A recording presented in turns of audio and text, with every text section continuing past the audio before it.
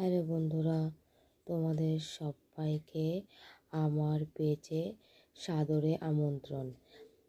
আজকে আমি বানাবো ডিমের কোরমা। তার জন্য প্রথমেই আমি এখানে একটা মশলা বানিয়ে নেব। তার জন্য এখানে আমি নিয়ে নিয়েছি 2টো পেঁয়াজ, 2টো টমেটো, আর নিয়েছি তিল, পোস্ত আর কিছুটা কাজু বাদাম। সমস্ত কিছুকে আমি ব্লেন্ড করে নিয়েছি। আর এখানে নিয়েছি কিছুটা টক দই ভালো করে ফেটিয়ে। তার ভেতরে দিয়ে দিয়েছি 2 চামচ ধনের গুঁড়ো, 2 চামচ জিরের গুঁড়ো, 2 চামচ লাল লঙ্কার গুঁড়ো, 1 চামচ ছোটো চামচের 1 চামচ হলুদ গুঁড়ো। এবার আমি সমস্ত মশলাকে ভালো করে এখানে টক দইয়ের সাথে ফেটিয়ে নেব। এবার আমার সমস্ত মশলা এখানে ফেটানো হয়ে গেলে আমি এটাকে সাইড করে রেখে দেব। আর এখানে আমি 6টা ডিমকে সিদ্ধ করে নিয়েছি। এবার সিদ্ধ করে সেগুলো মাঝখান থেকে আমি কেটে নিয়েছি। এখানে কড়াইতে কিছুটা পরিমাণ তেল, তার ভিতর সামান্য একটু লবণ দিয়ে ডিমগুলোকে আমি ভালো করে ভেজে নিয়েছি।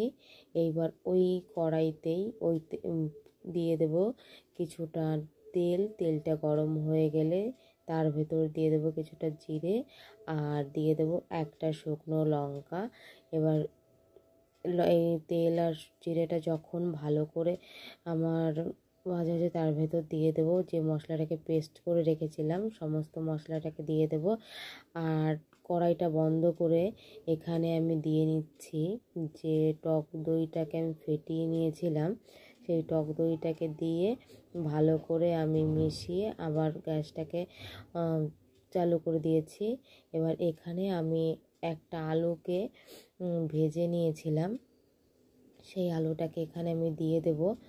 এবার মশলাটাকে ভালো করে কষিয়ে তার ভেতরে দিয়ে দেব সামান্য একটু চিনি। এবার পরিমাণ মতন জল দিয়ে আমি এটাকে ফুটতে দিয়ে দেব। এবার আমার যখন গ্রেভিটা পুরো ফুটে আসবে তখন আমি এর ভেতরে আমি আগের থেকে ভেজে রেখেছিলাম যে ডিমগুলো, সেই ডিমগুলো এক এক করে দিয়ে দেব। সমস্ত ডিমগুলো দিয়ে আমি এটাকে 5 মিনিট মতন দিয়ে দেব, মানে ফুটতে দেব। আর ফুটতে দেওয়ার সময় বেশি নাড়াচাড়া করা যাবে না, ডিমগুলো ভেঙে যাবে। এবার আমি গরম মশলা দিয়ে নামিয়ে দেব। বন্ধুরা, আমার ভিডিওটা ভালো লাগলে লাইক, কমেন্ট এবং শেয়ার করে দেবেন।